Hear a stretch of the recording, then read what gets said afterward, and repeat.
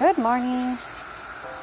It's your girl again. So, as you can see today, I am watering the grass. It's Saturday morning. I've forgotten the date. I think it's August 15th. Why does the day matter? Because it's Saturday. And anywho, that's a long thing that I won't get into today, but I'm just out here watering the grass with my little munchkin. She's out there, doing her own gardening thing. That's her. I decided to spend Mother-daughter day today out in the garden. And yeah, as I'm watering these plants, I'm just taking some time to take care of my physical health, or should I say mental health. This is one way of relaxing, unwinding. And as a woman, as a mother, as a wife, you have so many responsibilities and your mind is constantly running. You're organizing things in your head, you're budgeting, thinking about work, thinking about the future, thinking about your family, how to best serve and take care of them. And it does a number on you sometimes, without you even knowing. And I discovered that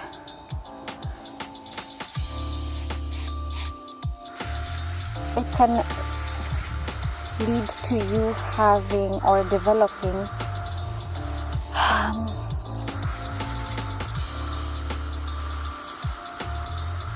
ovarian burnout. So I was listening to this guy called Dr. Jared Teta, and he's a doctor. I guess he's studied medicine, physiology, or whatever, and he's also a personal trainer. And he was talking about hormone types and how this leads to your body just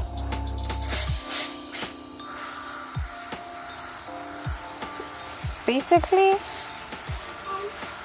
in my case, in my hormone type, just shutting down and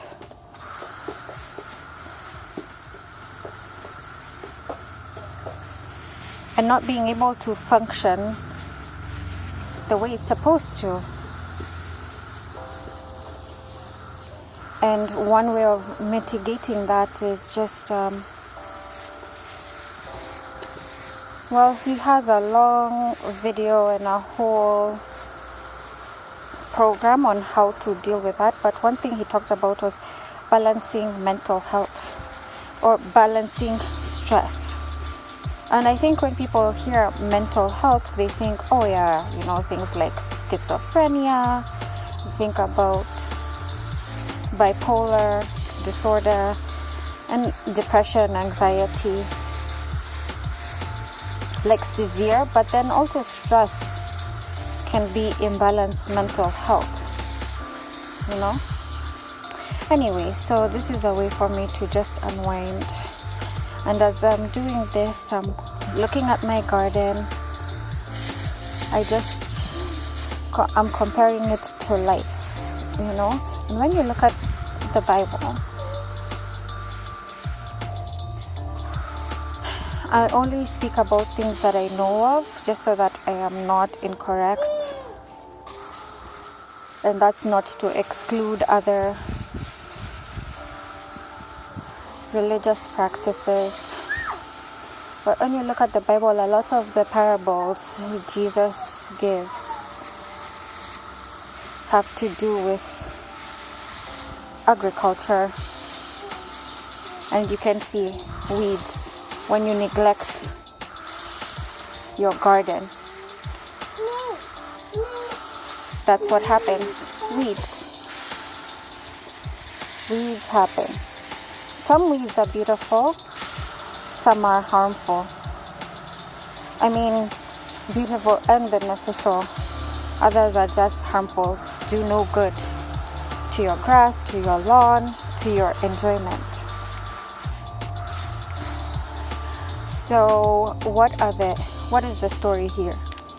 What is the lesson of the day? In life, you have to take care of everything that has been given to you. Otherwise, when you neglect good things, bad things thrive. And they just don't thrive, just meaning exist. They thrive. Like, look at how, if you compare the weeds in the lawn, they tend to grow higher than the actual grass. And they don't need much. See, I haven't been watering or fertilizing or seeding or any of that good stuff, and you can see the weeds thrive. So I guess my question of the day is, what are you neglecting in your life? And in neglecting, what weeds are you seeing come up in your life? And the thing about neglect is that when you push things off, the work that goes into correcting it and putting things back to the way they used to be, it's gonna take much more work getting to that point. So the thing is, like, you shouldn't neglect things, obviously, but when you do, just be prepared to put in the work, because it's gonna be a lot. You think, oh, it's going to be easy because, you know, you've been here before, you've done this before, but then, like, the weeds haven't been there in your life before. You haven't had to deal with that kind of weed before. And if you have, you know, like, when weeds come back, they come back stronger, because, like, they've gotten resistant to whatever you applied to it to get rid of it the first time. So it comes back stronger. So when you're dealing with the weeds, you have to be aggressive each and every single time. And then when you've dealt with them, you have to be vigilant to make sure they don't spring back again. So you just can't be in a place of complacency. As a gardener, and so my camera went off. So now where were we? Back again. Yeah, so that's just my lesson of the day. I'm unwinding. Right. So I'm unwinding, and as I'm unwinding, I'm making sure that I am taking care of myself, right? So as I'm unwinding, I am taking care of the weeds in my own life and watering my grass, which is my mind. I'm not thinking about the things that are stressing me out. Okay, see, here's the thing, right? I'm watering my grass, and as I'm watering my grass, I'm noticing the weeds, right? But I'm taking care of the grass at the same time. And the thing is, like, when you take care of the grass, it gives the grass strength to overcome the weeds. So the same thing with stress and anxiety and depression and all those issues, right? When you take time to cure yourself, and I use the term you cure loosely, but when you take time to address your issue and take out the negative factor in your life. You're watering your mind, you're watering your spirit, you're watering your soul. And then you start noticing the things that trigger, or you start in taking care of the good things, you also start taking care of the bad things. As opposed to when you're just dealing with the weeds and the weeds and the weeds and the weeds and the weeds, which can exhaust you. Sometimes taking care of the grass will trigger nature to do its own bidding. Which means if you water the good, it will outcompete the bad. I don't know, I'm yet to test that theory with my gardening. And so I just don't want to have a garden just for the sake of having a beautiful exterior to my home. I want, of course, my daughter and the rest of the children that are in our family to enjoy time in the backyard, be kids, have fun, play. I want my husband and I and all our relatives, when they're around, to enjoy the backyard, just sit, enjoy the sun, move away from distractions, have, fellowship. And fellowship is just that, fellowship. It's like relationship with your fellows, right? So don't think too deep sometimes.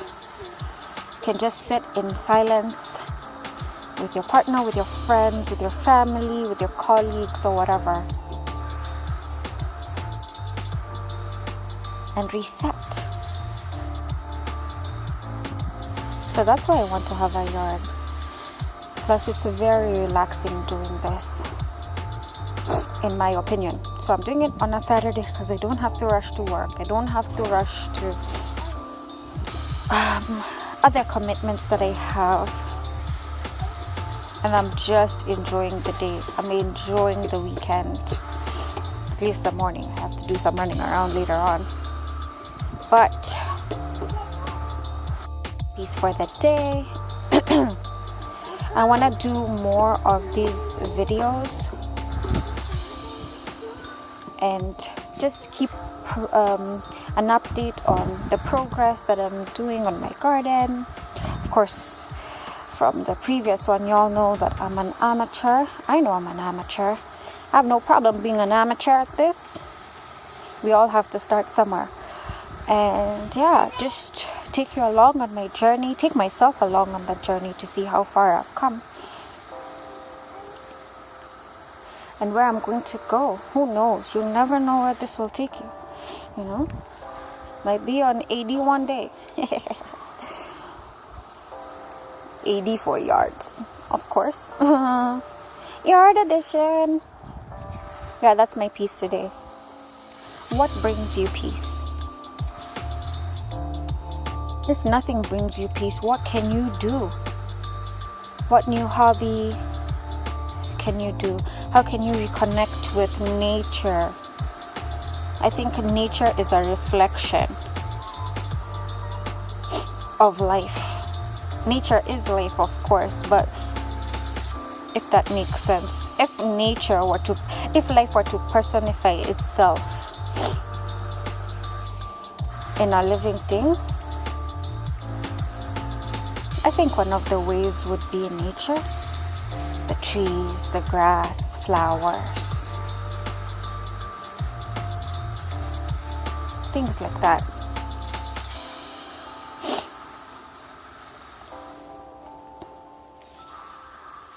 Anywho, that's enough for me.